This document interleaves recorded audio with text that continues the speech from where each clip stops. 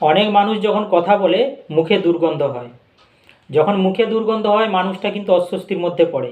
একইভাবে ওই মানুষটা যাদের সঙ্গে কথা বলে তারাও কিন্তু অস্বস্তির মধ্যে পড়ে। এই মুখে দুর্গন্ধ বা হ্যালিটোসিসের অনেক রকম কারণ আছে।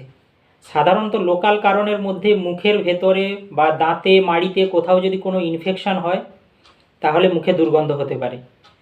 বিশেষ করে মুখের ভেতর অনেক সময় ভালো করে ব্রাশ না করার জন্য খাবারের কণাগুলো আটকে থাকে, সেটা অনেক সময় প্লাগ তৈরি করে, ক্যারিজ তৈরি করে। সেই প্লাগ বা ক্যারিজ বা ক্যালসিফিকেশানগুলো আস্তে আস্তে ব্যাকটেরিয়ার সংস্পর্শে কিন্তু পচতে থাকে, তখন কিন্তু হাইড্রোজেন সালফাইড গ্যাস তৈরি হয়। এই গ্যাসটাই কিন্তু মুখের কিন্তু দুর্গন্ধ তৈরি করে। এছাড়া যদি কারুর দাঁতের যদি ডিফর্মিটি থাকে, দাঁতের স্ট্রাকচার অনেক সময় ঠিক থাকে না, তাদের ক্ষেত্রে কিন্তু এই মুখে দুর্গন্ধটা সহজে তৈরি হয়। এছাড়া যারা প্রপারলি ব্রাশ করে না, নিয়মিত ব্রাশ করে না, বা ভালো করে কুলকুচি করে না, বা জিভটা পরিষ্কার করে না, তাদেরও কিন্তু হতে পারে। এছাড়া যেগুলো সাইনাসের যদি কোনো সমস্যা হয়, সাইনোসাইটিস বা সাইনাসের ইনফেকশান হলেও কিন্তু হতে পারে।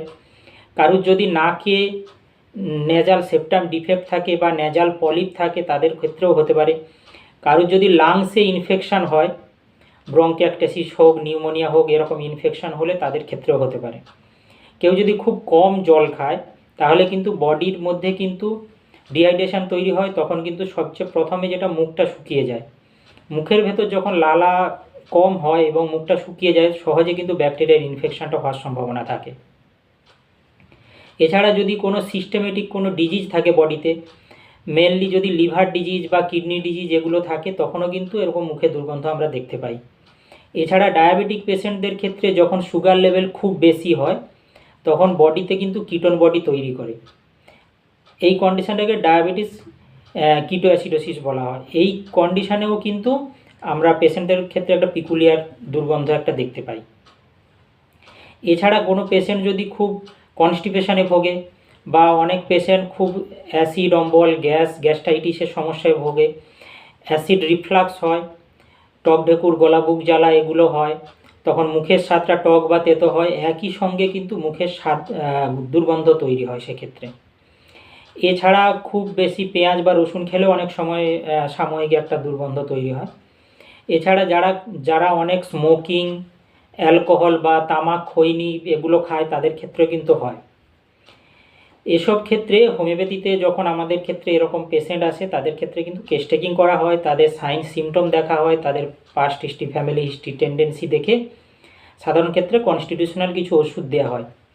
সাধারণত যে ওষুধগুলো আসে মার্কসল, ক্রিওজোটাম, হিপাসাল, পালসেটিলা, কার্বোভেজ, নাক্স ভূমিকা, নেট্রামফস, সাইলেসিয়া, এই ওষুধগুলো সাধারণ ক্ষেত্রে আসে। এছাড়াও যে কোনো ওষুধ আসতে পারে, তবে এর সঙ্গে কিন্তু সাইড ওয়াইজ ওই পেশেন্টের কিন্তু অন্য যে অসুখ কিছু আছে নাকি বডির মধ্যে সেটারও কিন্তু ট্রিটমেন্ট করাতে হয়, তাহলে কিন্তু পেশেন্টটা প্রপারলি ভালো হবে। সঙ্গে কিছু অ্যাডভাইস দেওয়া হয়। পেশেন্টকে কিন্তু নিয়মিত ব্রাশ করতে বলা হয়, মিনিমাম দিনে 2বার ব্রাশ করতে বলা হয়, এবং ব্রাশটা 2 থেকে 3 মাস অন্তর কিন্তু চেঞ্জ করতে বলা হয়। এবং যখন ব্রাশ করবে বা সারা দিনে অনেক ভালো করে খাওয়ার পর ভালো করে কুলকুচি করবে যাতে খাবারের কণাগুলো না আটকে থাকে। দরকার হলে গার্গিল করবে। যদি মাউথ ওয়াশের প্রয়োজন হয়, খুব বেশি দুর্গন্ধ হয়, মাউথ ওয়াশও করতে পারে। উষ্ণ গরম জল করে দিনে 2বার 3বার কুলকুচি বা গার্গিলও করতে পারে।